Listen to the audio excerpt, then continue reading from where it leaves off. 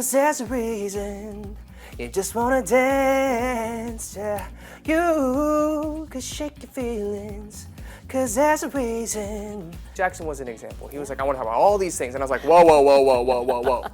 There's a lot of things, Jackson. But he was like, no, no, no, I need to say these things, and I want people to know, and I want to be real. And I was like, okay, fine. Jackson may end up seeing this video. We actually talked about it a week ago, and he was like, when are we gonna do this? I was like, I don't know, you're busy, I'm busy. Maybe we could figure it out. I'm single. I am single. So what is the way to your What is the way to the heart? Listen in, everybody. What is the way to the heart? What is the way to your heart? Laughter. Thank you for all of your love and support. And thank you for waiting. I know it took so long for me to get here. We tried so hard to get here sooner, but we're finally here. 8. Oh, what? 5. Oh, God. 1. Camera rolling. 1, 2, 3. That's the most epic Eric clap ever. Hello, everybody. I'm Rodrani, and welcome to Zoom Speak Easy. It is a delightful day. So to begin with, so excited to have a guest who is absolutely amazing. He's an amazing artist. He's absolutely humble, who's right now very casually sitting at the Times Network Zoom office, accommodated. We've shifted from the Lollapalooza Stadium venue because there were sound issues. That's who Eric now is. He's just who he is, and I'm so thrilled that you did this. Thank you so much for accommodating and visiting our office. Thank you for having me. You know, it always feels good to walk into a TV station. It feels like home in some ways. But thank you for having me, and thank you for inviting me to the show. Thank you so much for doing this. But, you know, I'm really not happy with that introduction that I gave. Why? I'm happy, but there's something that I have to mention. If I could do it again, I would have said that my guest today is also very casually known as the King God General Imperial Super Hot Sauce Combination Rainbow Usual Suspect. Oh, man. Did I get that tone right? You do it really well. Thank you so much. I don't even remember when or how I did that, but I'm glad that it's sticking. I'm glad that it's becoming a thing. It is sticking, of course, and this is the Jackson Wang episode in your show, which we've all loved, and I've spoken so much already about it to you. So that episode, and I think, but not very far off from the truth, a lot of things. You are in a way the king, and you are hot sauce super. You're like, stop. Well, thank you. Thank you so much. I missed a very important one. What? Nation's boyfriend. Thank you so much. But before I continue with this, I must say, is it very difficult for Nation's boyfriend to be Nation's boyfriend? I mean, there was a pressure. I mean, I don't really feel it anymore. I feel like maybe I've grown out of it a little bit, but I remember being very stressed about that title because I was everywhere all the time, and so people had this ideal image of who I am and who I was supposed to be. Not that it was a departure of who I am or was, but they wanted and they expected me to be just like perfect in so many ways. Yeah. And that to me as a younger Eric was very stressful because I just was scared of making any mistake anytime. But, you know, I'm very grateful because it is a very, I don't know, a kind adjective, I guess. It is a kind adjective, but you rightly put, you know, it's a tremendous amount of pressure. You can't do that to anyone. You started with Cloud9 EP, your first EP, and then today you are here with a global tour. With Lollapalooza India's tour, you're performing in India. Yeah. You know, we just saw the stage. It looked so fantastic. And you are here, which is testament to the fact that you have global fans today rooting for you. Tell me how this journey has been, and if we could kind of briefly make you tell us about your lows and highs and things in between. That's a lot. That's a lot of stuff. We need a very long conversation, but I think, you know, more than anything, you know, I moved to Korea in 2011. I was supposed to work as a consultant at Deloitte, consulting, and I ended up becoming a singer, K-pop star, TV host, interviewer, many things. And I think it was always difficult. Nothing ever really came easily. It was a lot of hard work, a lot of sacrifice, a lot of blood, sweat, and tears, and stress. But more than anything, I think I'm just so grateful that I was given the opportunity and that I was able to, I guess, I didn't have training in the sense of typical K-pop training, but I was kind of thrown into the system and said, make it work. And so from that, I learned how resilient I can be, how quick on your feet you have to be, how flexible, but also stand true to who you are and your roots. And figuring that part out, I think, was a challenge, but one that allowed me to be here in India, part of Lollapalooza, doing a global tour, finally getting to meet my Indian fans nomination. And more than anything, I think I'm just so grateful to be able to do what I do. You know, I think you've put that so well. It's true. It shows so much of your resilience. And while we are talking about the Indian nomination, I'm definitely going to bring up that it must be so exciting curating that list for your special act in Lola, India. I think it's going to be so exciting. It must have been while you were thinking of, you know, should you put something specific? And I know you're an artist who's extremely observant and, you know, aware of cultures. So I want to know how that list was curated a little bit. And if I could add to that question, you also have an India Connect. I do. Like we were discussing. You were in Hyderabad, you were working here, and around the time is when he decided to go and put out those covers. So I mean, listen, it looks like a full circle to me. Honestly, I remember when I was leaving Hyderabad, the people that I was working with, I felt really bad about leaving early because I was supposed to do my full thing, but I was like, I have this really cool opportunity. This is my dream. I'm so sorry. I think I have to leave. And I was so worried about how they would take it, but they're like, this is your dream. We're going to cheer for you. We're going to root for you. And I still remember, he says, you go to Korea, you become a big star, and you come back to India. And I remember him saying that to me.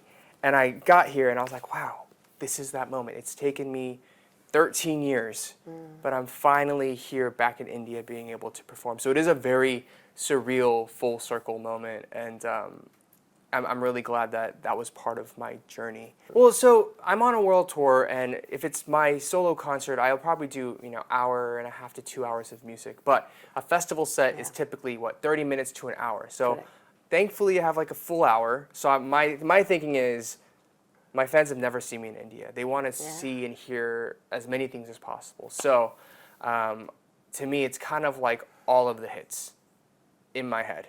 Including ooh, ooh.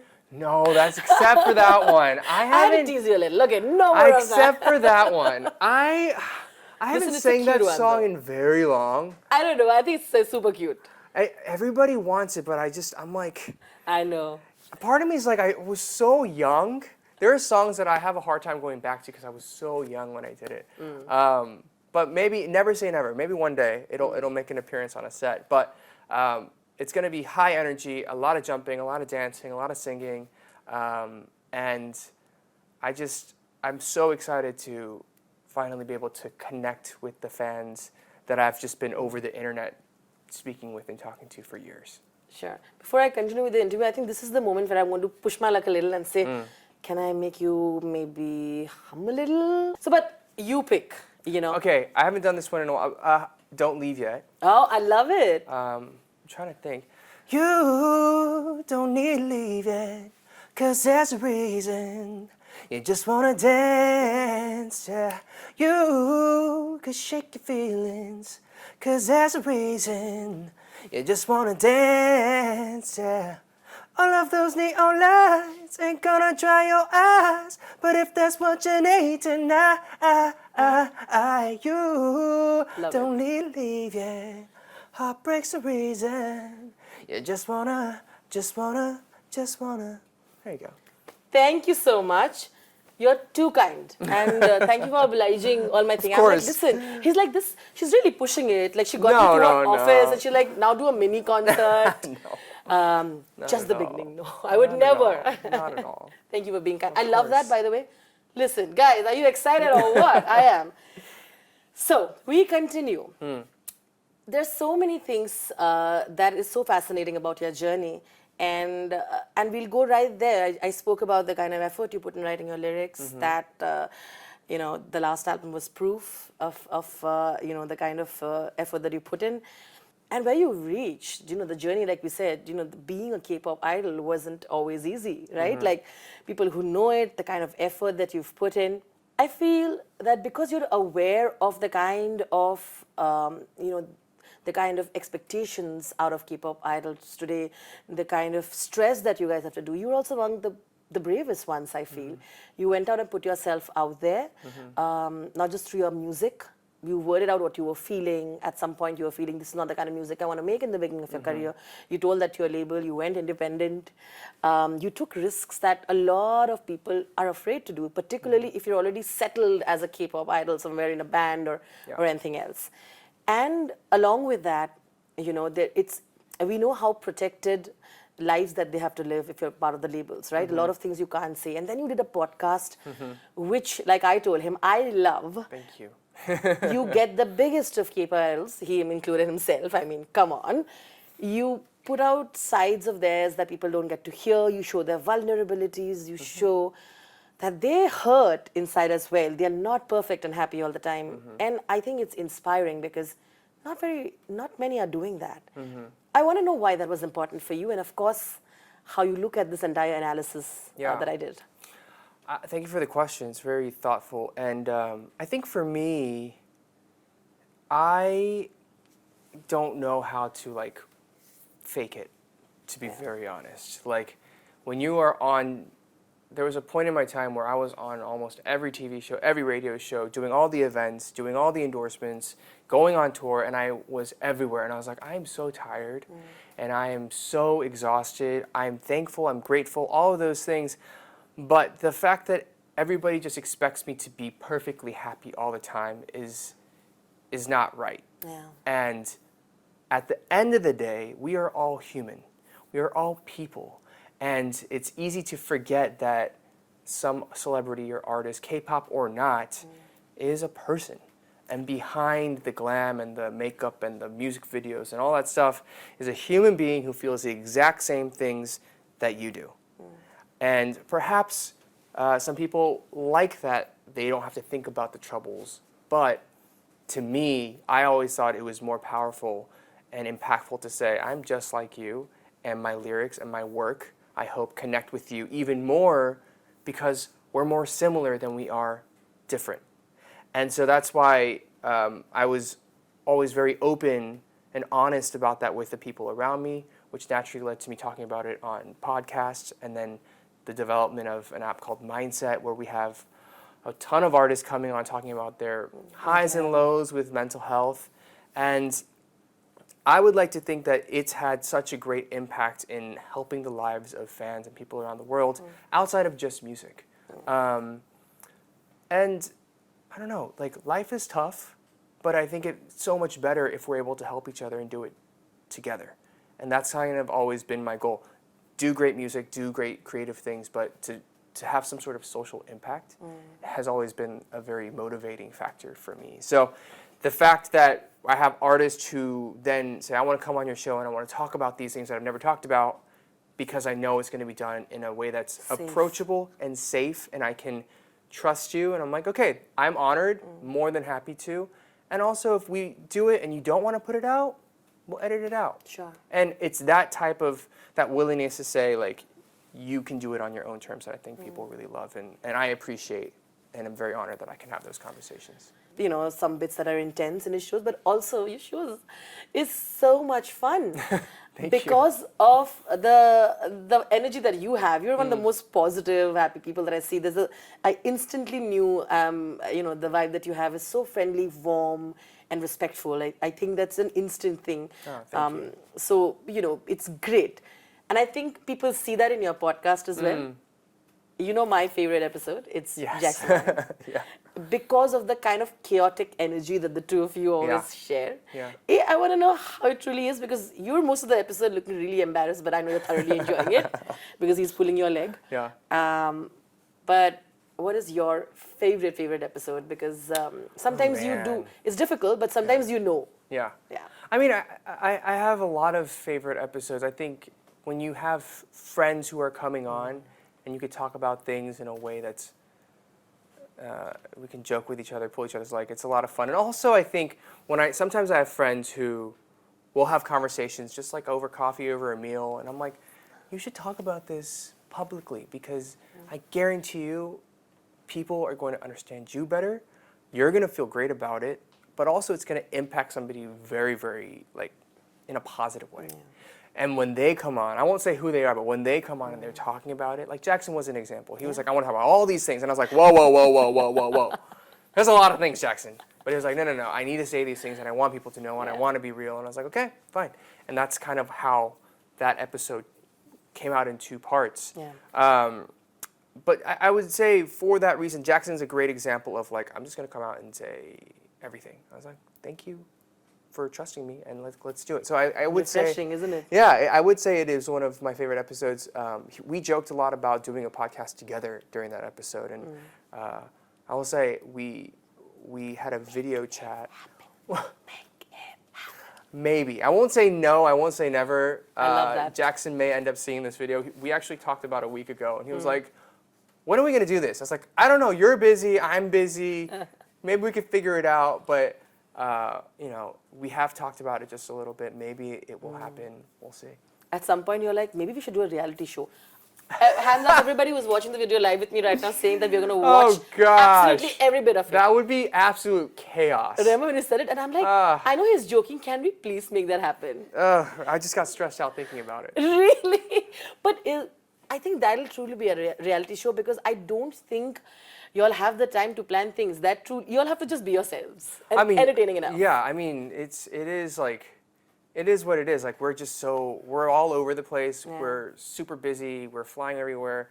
But when we are together, which is not even that very often, it's just this constant back and forth. And I'm like, whoa. But, you know, the viewers and the fans seem to love it. Absolutely, we do. We love the two of you together because also love great friends, but beside that, great human beings and great artists. So thank you. We're excited. Thank you for saying that. So you never know, I might DM you and remind you. Say, you said that. Here's Remember when you said this, and I'm like, I have no idea what you're talking about. But, you know, on that note, 11 years of Eric now. I want to celebrate that a little bit more. Thank you. It's an incredible journey. Being a music artist is a part of it. You have done so much more. You've done pretty much everything, and people are so particular about that, particularly, of course, when you're such a big K-pop idol, right? They're like, we should stick to our brand. Again, you've never been the person who follows rules. Yeah. You know, you went ahead, you debuted with a Hollywood film, a Transplant. Ladies and gentlemen, I'm sure they know about it, but Transplant was your Hollywood debut. And I think it's so interesting because, you know, you're a alleged movie star. I want to know how that worked out, which is, of course, working out great. But I'm saying to have that courage to go and do that and put yourself out there for even that. And then, of course, tell us the next thing is Bollywood movie and then everything else. I shot a movie called Transplant. I am very excited about it. It is not out yet, but I think it'll be coming very soon. I played a doctor, essentially, and so it's a medical thriller drama of sorts. But it's gonna be a lot of fun, and it was terrifying to do it. I had to go through the audition process when I was on tour. So I was on tour, I got the script, they're like, do you want to read for it? And I was like, why not? Well, audition. So we did multiple auditions, and I got it. But the reason I did it is because I've always been asked to do acting, and I had been cast in a few things prior, but I never wanted to do it unless I earned it. Like, because I've never acted before. So I'm very insecure about, like, would I be a good actor? How is it going to look? All those kind of questions. And so the only way I'm going to do it is if I go through the full process, I beat everybody, and that's the only way. And so that was, like, the courage that I received from being actually cast in the movie. And since then, I have a couple more projects that we're working on. None of it has been released or announced yet, but they're coming. So it's a different world. It's a very challenging world, but as I'm sure you know, I've never shied away from a challenge. And I was having this conversation the other day where some people look at a brand or an artist or a celebrity and say, you should be known for this song or this film or this. I've never really thought that way because I don't want to be limited, and I don't want to be told you can or cannot do something. I just want to try it, and if it works, great. If it doesn't, that's fine, we'll learn. And so that's kind of how I approach it, and that's why I think I take everything kind of day by day. in that way. Why do I have a feeling there's a big K-drama happening? There's a K-drama happening? I hope so. You know what? I wish. No? I'm just saying wish things in the universe. You're just because manifesting. Look, K-drama, if you want to do a K-drama, I'm down for a K-drama. Let's do a K-drama. Yeah. I had been asked in the past and I was like, no, I can't. You know? Because my Korean, when I was asked, my Korean wasn't that great. So like I was so nervous and so terrified of not being good. Like I've never acted, but then to do it in Korean is like even harder. So I was always scared and I always said no. And that's why when I did SNL Korea, even I hosted and I was musical guest, I was terrified because I was like, I can barely speak Korean. Like it was so hard, but you know, maybe I performed better under pressure. I had a great time doing it. It was a lot of fun. And, I never say never. Maybe one day. One day? There will be a K-drama with me in it. But do you have any favorites? Do I have any favorites? What did I watch recently? It can be in any genre. In any genre of K-drama? You guys, I have a really bad memory. You must know this about me. I have a really bad memory. From what I saw all the podcasts that I've seen. I'm just trying to remember like what I saw last. We're going to come back to it. Okay, I'll come back to it. But my question also was like Bollywood film. Oh, okay. Let's make that happen too. I would love to be in a Bollywood film. Like, 100%. There's something about, like, the colors, the costumes, the choreography, the songs. Like, it's comedic, it's funny. It's like so many different things that I take away from Bollywood films, and I would love to be in a Bollywood film. So, y'all hit me up. I'm down. Your friend with Ayushmann, you hung out a whole day with him, right? Yeah, we had a meal the other day, and I need to watch some of his films. I know he's played so many diverse roles, and he's won so many accolades for them, but that is on my to-do list to watch a bunch of his films. Is there anything you remember that you watched? Any actor that you know? I just watched RRR, which was, I was like, dang, the effects in this are crazy. Yeah. Like, the CG, everything. And then, what I watched before that was like, I think it was like Ra 1 or something with Shah Rukh Khan.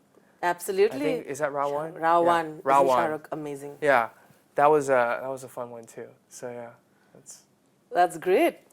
You know, Albert, we'll come to the fun segment soon. But before that, just two questions about something that I really want to talk to you about, which you spoke earlier. You spoke about how in the beginning, you're obviously, you're born in America and you were there for a major part of your life. And then you went back to Korea and you were, of course, things are different, right, in the beginning. And you've spoken a little, just now you were talking about how it was difficult for you for Korean. But sometimes I feel you've also managed to navigate through all of that so beautifully. A lot of people, I think, today are aware who watch you.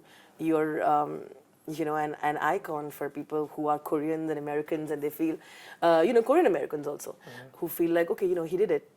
We have a chance. You've normalized watching Koreans in American, TV shows, otherwise, and in fashion shows, global things. But I know sometimes you can feel, am I Korean enough? For some people.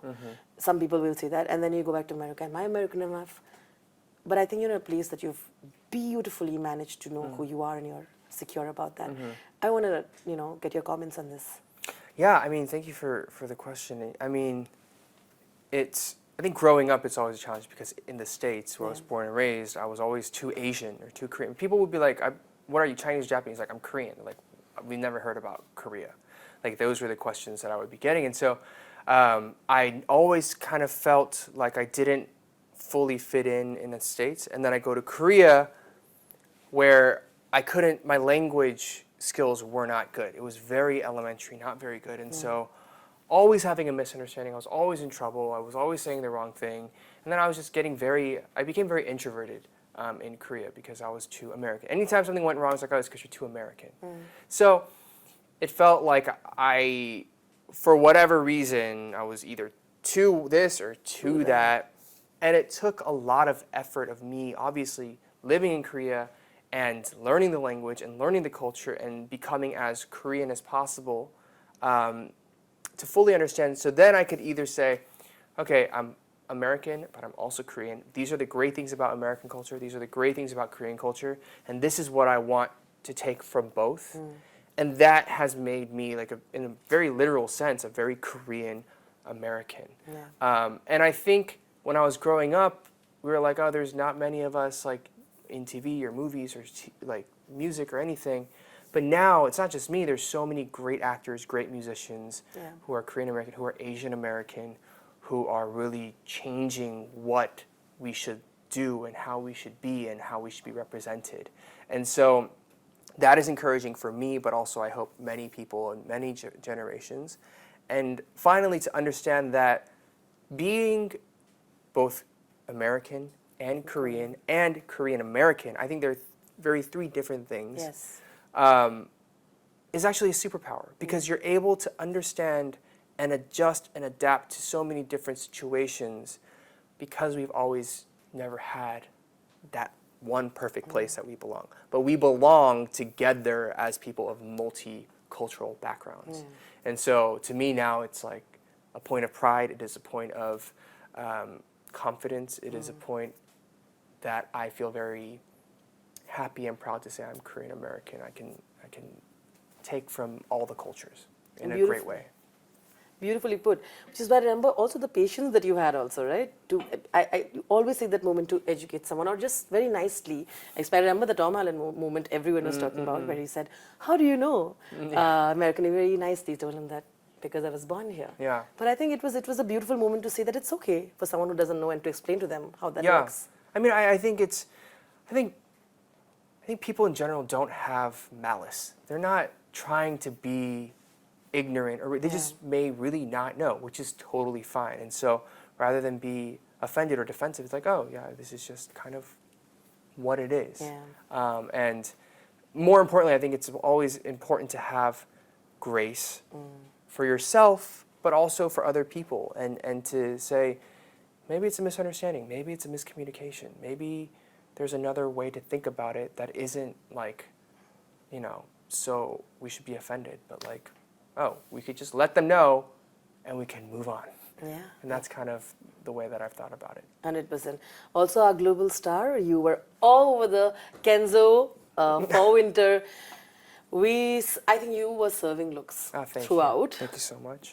Picture perfect things have come out. And you also have a beautiful style. You own it. It's casual, but it's chic.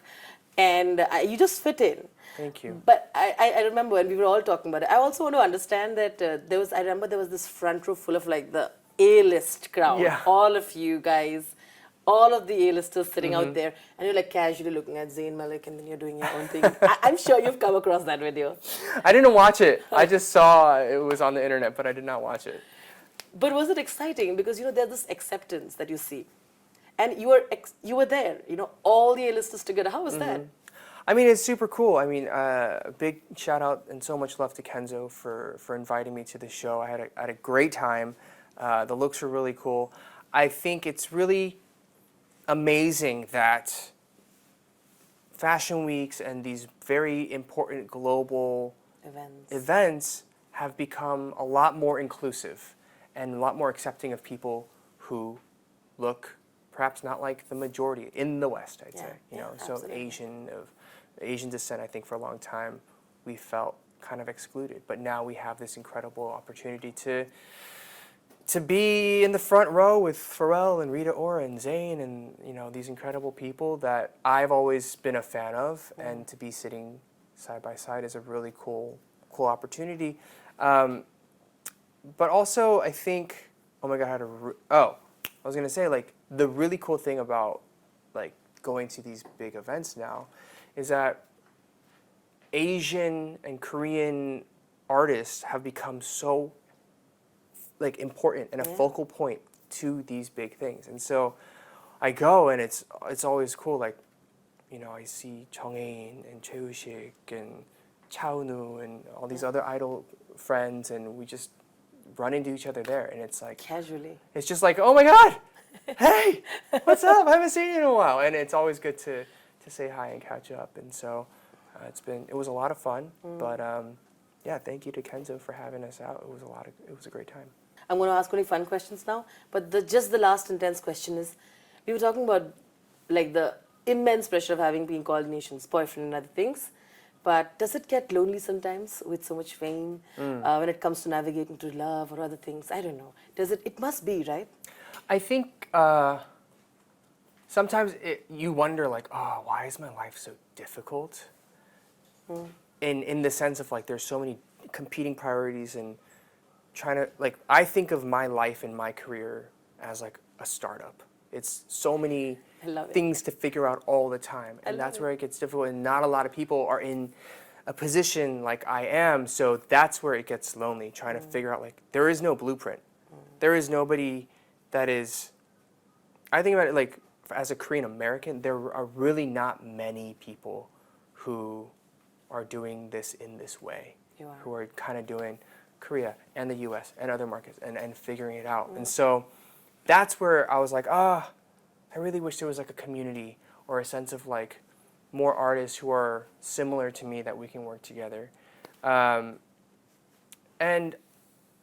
when it comes to more just, like, personal things, I mean, I'm very lucky in that I get to work with people that I truly, truly love and that I really care about, and I think they care about me. And so we have, like, our own family of sorts. And I also literally work with my brothers.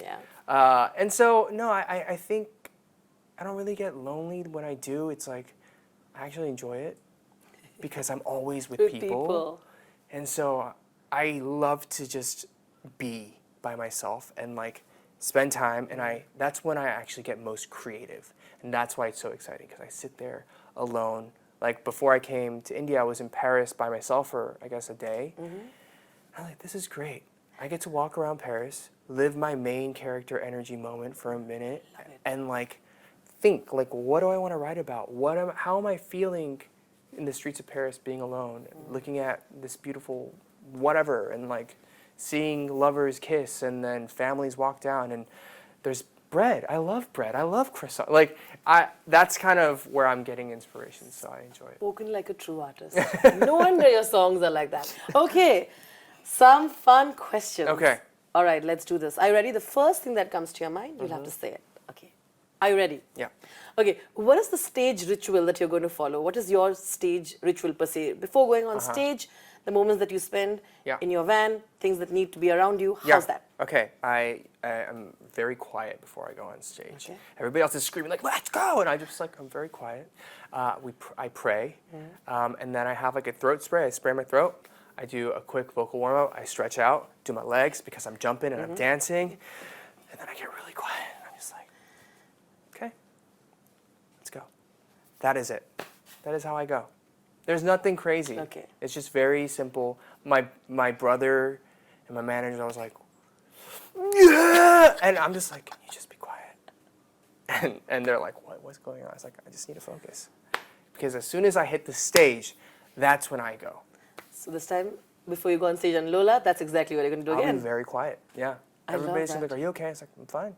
Just getting ready. It must be extremely scary for them. They're like, because then you're right. Everybody's like, yeah, you know? Yeah.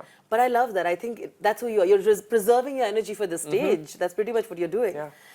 All right. When was the last time Eric now felt starstruck? Oh. I mean, I don't know if this is like, I guess I was pretty starstruck. I was at a dinner in London, and one table next to me was Harrison Ford, and the other table next to me was Paul McCartney. And I was like, what is going on? How am I sitting here? This is so crazy. That was like a really cool moment because it's, you know, they're legendary people. And so to see that, I thought was really cool. I love that story that you shared. Okay, now you have to tell me this. You just mentioned about your family, and there was a question here already. What is the most difficult and the easiest thing to work with your family when you're working with them? You're working with your brothers. What's the most easiest? I think the easiest thing is that at the end of the day, even if we fight, even if we argue, if we like scream at each other, there's trust and we're family. And so even if we argue, it's because we want the best for all of us.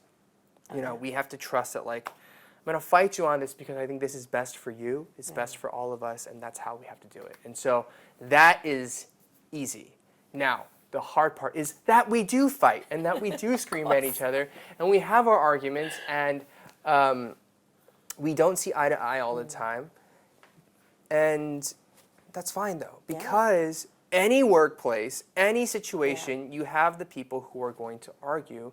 And for us, we work at such a high stakes and a high level, like we have to be very serious about this is it, this is it, this is not it. And so it is a struggle and challenge. I would also say the other challenge is because we work together as brothers, we oftentimes don't get to just be brothers. Sure. We are always working. And so that's why we've been trying to make it a point of let's take a trip at least once a year to like chill out and be brothers, even though we know we're going to work while we're doing it. So yeah. I love that. Okay, is there a fan proposal that was the weirdest and the funniest that you ever received? I'm sure there are many. Or the other thing, if there's none there that you think of, is there a crazy stage moment? Every artist I know in somewhere has a moment in stage that you don't forget. I think one of the craziest fan moment always to me is when people want to tattoo my signature or something on their body. So they'll come up with a Sharpie or a pen, like, can you sign me? I was like, no, please don't. But they're like, please, like what? And then I'll just sign, and then they come back and they have like my signature on their arm. And to me, like I don't have any tattoos. It's too permanent. It's too serious for me. And I can't imagine doing that with any artist. And so the fact that they're doing it with me, that's like a pretty crazy fan moment. I think that is a crazy fan moment. Yeah. If you had at top of the head, okay, pick 3 K-pop idols currently that you think are so interesting and are really killing it out there, who would that be and why? Ooh, I'm very intrigued by BB. I think she's super cool. I think she's super talented. She acts, she sings, she does everything. So I think she's fascinating. I'm also, who am I intrigued by these days? My brain is so... You're also exhausted. It's a long day. I'm pushing it. No. I'm also, I don't really know much about them, but the new group Rise, they look very promising, and their choreo looks really cool, and so I'm excited to see what they continue to push out. And of course, I have to say New Jeans because I think they're the best. I think they're just so cool, and they're so talented and a lot of fun. So would you pick them for a collab? Yeah. Come on. I'd be down. Any Do day. it. Okay, if you had to give a quick message, one-liner advice to people who are coming into the K-pop industry, who are, upcoming and trying to be idols, what would you advise to be them away?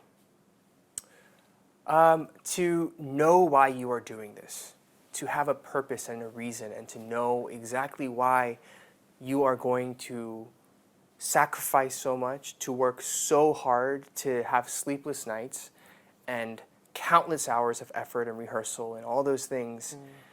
Why are you doing it? I think that is the most important thing. If you have a why, then everything becomes easier and it's worth it. If you don't have a why and it's just, I just want to be famous. Nothing wrong with that, but I think it becomes very hard because when you do inevitably become famous, you're like, why am I doing all this? I got famous. Yeah.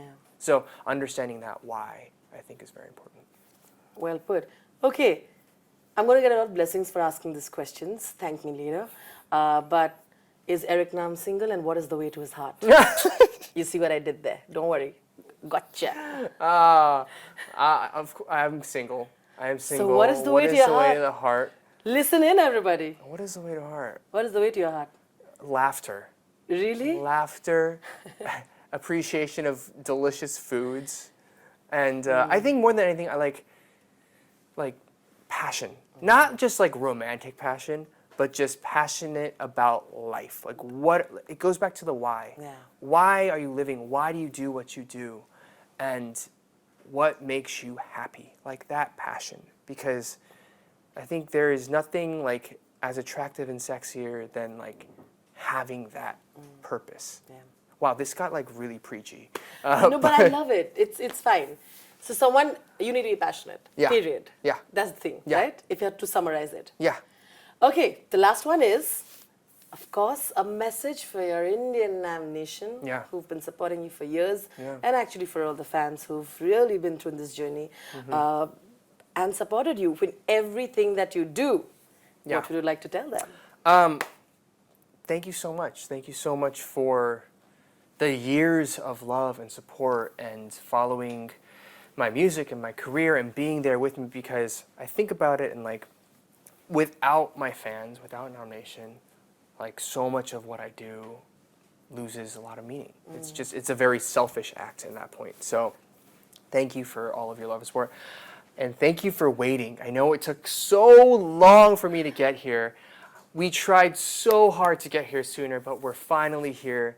And I'm just so excited to see you all at Lollapalooza. And hopefully this is the first of many trips to come to India. And as always, like, please be happy, be healthy. Remember and know that you are loved and you are capable of loving as well. And yeah, I just love you guys. Thank you so much. I don't know what else to say. Like, I'll keep making music and doing things as long as you guys are there and listening. So I love you guys. Thank you. Perfect. And this is how we're going to end. If you've seen the episode that both of us love, of course, it's the Wang episode. Shall we? We figured out. He's taught me the game. So here's the game, and let's see. Okay? This is a hard game. I think, just 3 tries. I didn't even remember that we did this. Okay, but was it this? Right? Yeah. Okay. Okay. So this is how it works. I'll explain it. So we're going to do 1, 2, and then we have to say a number. But the number and the hand gesture has to be different. Okay. Right? Yeah. Got it. Got it? Got Do you it. want to start? All right. Okay. I'm going to lose, but that's No, fine. I'm going to Okay. lose. I'm bad at this game. I don't think so. I'm really bad. Okay, let's do this. All right. 5. 4. 8. Oh, what? 5. Oh, God. 1. Oh. 3. Oh, no. I lost. Did I win it? You won. Wait, do it again. Do it again. Do it Okay, again. wait, 1. Okay, come on. But you have to stay within the 5. You can't go to 8. Oh, sorry. I was not told I this. know. It's fine. It's fine. Okay. I will stay within the rules. So under 5. Yeah. Like Yeah. fingers, of course. Yeah. Duh. I'm so stressed. 2. 5. All right, one more. One more. The All right, deciding. you can start. May the best person win. Yes. Here we go. I have a feeling you're going to win it. No, okay, no, come no. on. Let's Ready? do it. 1, 2. You can start. I'll start. 2, 3, 4. Okay. 4. 5. 6. no. I said it outside 5. Okay. We know who won. That was a great effort. I tried. I'm going to practice this so much that next time when you come, Eric, I'm going to meet you beat me? again. Okay. I'm going to beat you at Bring it. it on. I'll see you there. I'll see you there. I'll see you there. Thank you so much for being who you are. Thank you for the Nothing that I've wonderful said today is just saying it for saying sake. I have followed your journey. I hope you believe that. Thank you. And it's a joy that you've come to our country, and we get to see you live performing in Lola, and fans get to experience the phenomenon that you're on stage. Thank you. So thank you. All the very best. You're going to kill it. Thank you. And you have to come back here again. I Promises. cannot wait. Say I it. promise to be back. I cannot wait, and I'm already looking forward to it. So thank you so much for the wonderful interview, the thoughtful questions. Thank you. And thank you to everybody for watching. And if I don't see you, I hope to see you at Lollapalooza. If I don't, check out my stuff, and I hope to be back very, very soon. Thank you. Thank you once again, and resonating Nomination's feeling. 사랑해. 사랑해요. 사랑해요. Thank you so much. Thank you.